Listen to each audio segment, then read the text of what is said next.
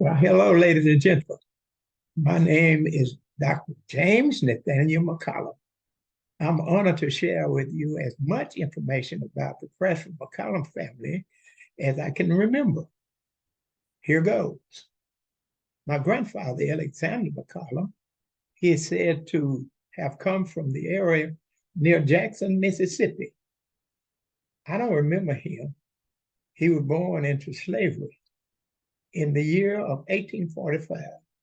His wife was Sylvia McCollum, born around the year of 1871.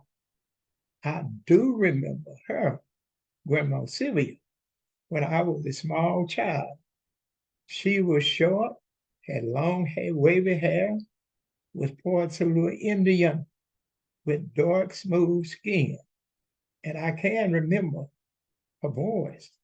As one time I slipped off to visit her at her house, which was located in the Prattsville area near the area where Troy Loretta Clegg now reside. Alexander and Sylvia met on the Freedom Train. Uh, we all understand for the Freedom Train. We seen wagon trains on the movies, and this was built up like a Freedom Train. Our Freedom Train was built up like the wagon train. She was coming from South Carolina, and he traveled from Mississippi. She and her family settled in a little community called Ames, Arkansas. He settled nearby in a small community city called Dogwood.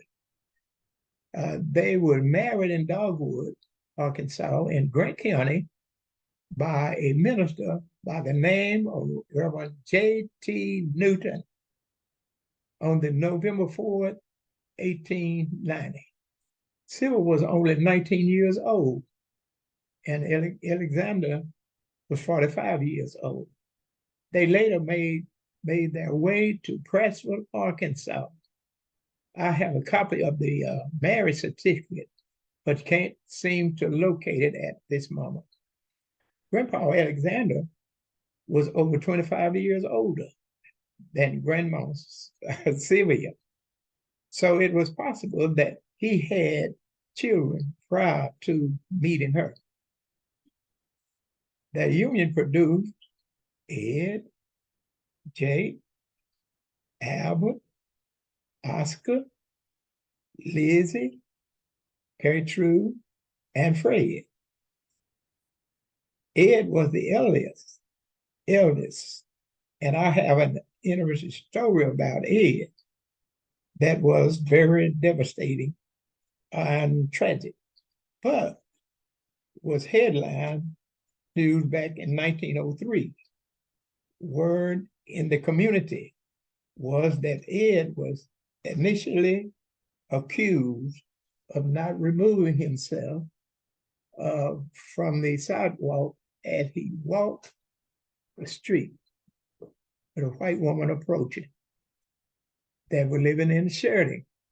But the news reporters said that he threatened and assaulted a Negro man.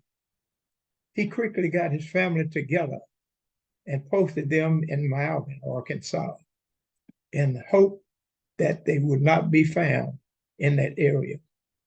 Somehow, the word got out, and the sheriff deputies and constables and came over to Malvern to get him.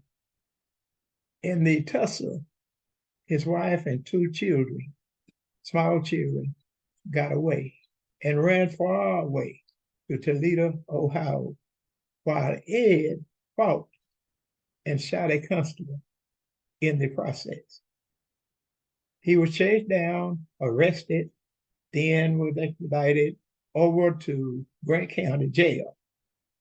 While awaiting for a hearing, a hooded mob came at night and forcibly removed him from the jail cell, then lynched and riddled him with bullets on the courthouse lawn right there in the Sheridan Arkansas area. The lynching tree still stands, to my knowledge, as of today.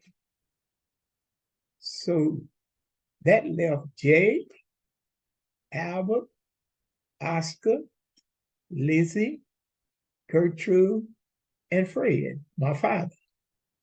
Uncle Jake lived most of his life in Little Rock, married Alice Cooper, that had 6 children: Estelle, O'Neill, Dora, Italy, Maggie, and Ben. Uncle Albert lived in Prattsville. One of his wives was Fairy. They had 4 children: Ruth, Flora, Leola, and John. Uncle Oscar lived in St. Louis. Not sure of his wife. Had 2 children, Matt and Charles. Aunt Lizzie lived in Prattsville. Not sure who her husband was. Had 4 children: Janie, Joseph, Robert, and Quincy. Okay. Aunt Gertrude lived in St. Louis. She was married to a very successful businessman by the last name of Hall. She had no children, had a very light complexion.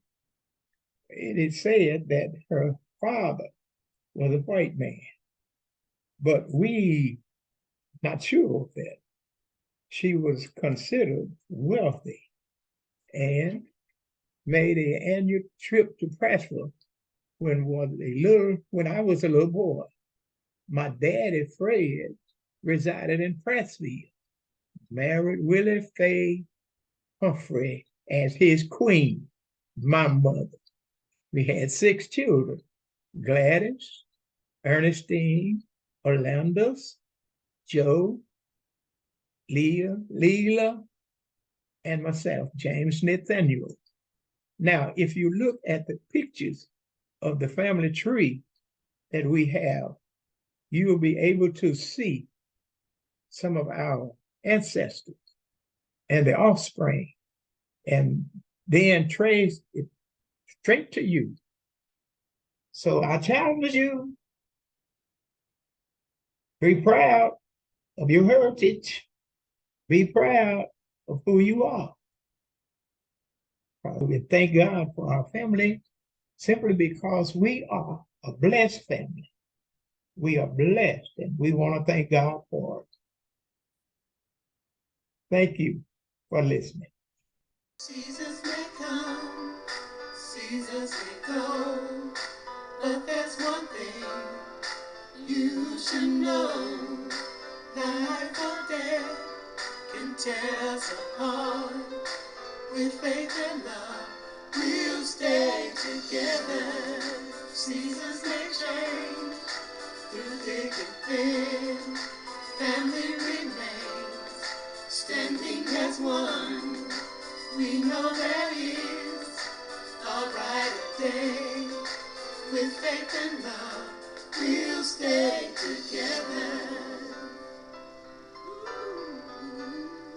Stay together.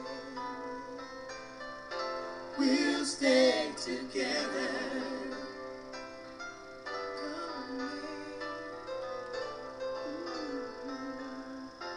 We'll stay together.